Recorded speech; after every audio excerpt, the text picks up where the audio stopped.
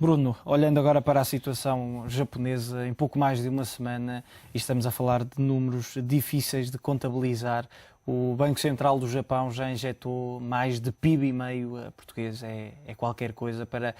tentar, de certa forma, aliviar as pressões dos mercados também. Sim, é uma das medidas que está ao alcance do Banco do Japão para tentar inverter de alguma maneira esta situação que se traduzia, digamos assim, num ligeiro pânico de venda de ativos, com receio que a situação se pudesse agudizar. Daí que, enfim, o Banco do Japão tentasse intervir. Neste momento, em termos daquilo que é o custo esperado de reconstrução e de financiamento, é uma das questões a médio prazo que será também das mais determinantes para aferir do potencial desta situação em termos de investimento para o Japão. Vários analistas estimam que o valor possa andar à volta dos 7,7 trilhões de ienes nos próximos 3 anos. No entanto, isto não é um valor propriamente exato.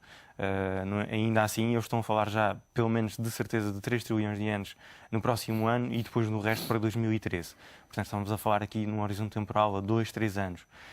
Isto é um valor particularmente importante porque, por exemplo, 3 trilhões de ienes é quase equivalente a 50% do PIB japonês. E será particularmente mais importante se nós olharmos, por exemplo, para os valores e para o perigo que isto eventualmente também pode representar a longo prazo, que é, portanto, isto já equivale, em termos de endividamento externo líquido do Japão, poderá equivaler, se estes valores se confirmarem, a um valor próximo dos 200% do PIB, portanto, do peso da dívida no PIB. Importa falar que o Japão é também um país cujo principal problema é precisamente esse peso da dívida. Exatamente. Não obstante o facto de ser um país que, historicamente, tem demonstrado uma forte capacidade de se reconstruir e de ultrapassar estes momentos difíceis. Por outro lado, também a sua população tem ainda assim índices de poupança consideravelmente superiores, por exemplo, à média dos países periféricos europeus. E, portanto, tem uma outra capacidade para lidar com este tipo de situações. Ainda assim não deixa de ser preocupante, porque começa a atingir níveis que se consideram, para um país que tem alguma dependência externa, em termos de financiamento,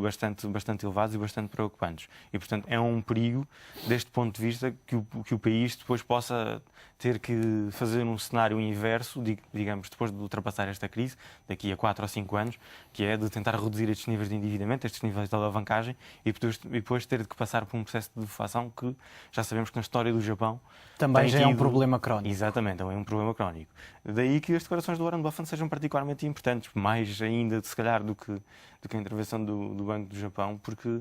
dada a importância que ele tem nos mercados financeiros, este tipo de declarações acabam por ser uma ajuda externa. Exatamente, ele vem dizer, e só para recordar os telespectadores, que se tivesse ações japonesas nesta altura, se tivesse investimentos, não iria tentar vendê-los, não se iria tentar livrar deles, ficaria com eles porque vão certamente, e estas são as palavras do Warren Buffett, vão rentabilizar ao longo deste ano ou nos próximos anos, naturalmente, em função também do período temporal da reconstrução do país. É um sinal de confiança também, é uma ajuda forte para o país. É de facto uma ajuda extremamente relevante, visto que vem do líder de algumas das principais holdings financeiras que detêm também participações no país, que neste momento não consigo quantificar na totalidade nem dizer de quais são todas elas, mas tem várias participações em vários setores, direto ou indiretamente também no Japão, e portanto é obviamente um dos interessados. E portanto de referir que para além destes aspectos, que é importante que depois também dos restantes países que contribuem de alguma maneira para um relacionamento económico com o Japão, que tenham alguma recuperação. Por exemplo, nos Estados Unidos, o número de percentagens de pequenas e médias empresas que estão a começar a criar postos de trabalho está a inverter o ciclo que tinha sido verificado em 2007, 2008, onde chegámos a atingir valores na ordem dos menos 5% de percentagem de pequenas e médias empresas que estavam a criar postos de trabalho, ou seja, estavam a destruir postos de trabalho, e neste momento já há uma forte recuperação para níveis entre os 5% e os 8% de pequenas e médias empresas em termos percentuais que estão a criar postos de trabalho. E isto será também importante, porque se a economia mundial demonstrar, portanto, que estas tendências de recuperação são para ficar e são para ser alicerçadas, tendendo também a diminuir esta preocupação, digamos assim, que existe relacionada com a situação específica do Japão, que ainda assim não deixa de ter efeitos mundiais e bastante preocupantes, principalmente se olharmos para os valores do endividamento externo do país. Ainda assim, olhando para outras consequências desta catástrofe que atingiu o país,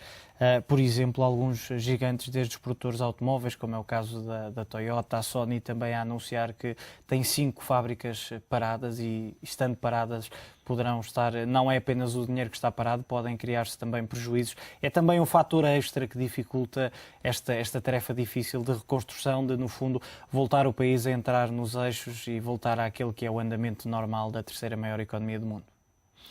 Sim, as empresas com uma forte componente exportadora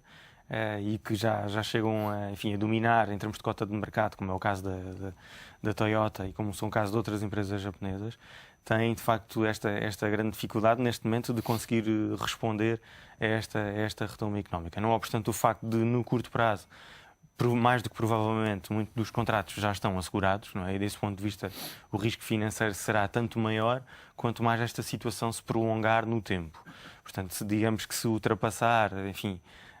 este trimestre, se formos muito para além de março, será provável que, em termos de encomendas à indústria, isto tenha algum impacto em termos dos dados macroeconómicos do Japão e também em termos de volumes de exportações no comércio internacional.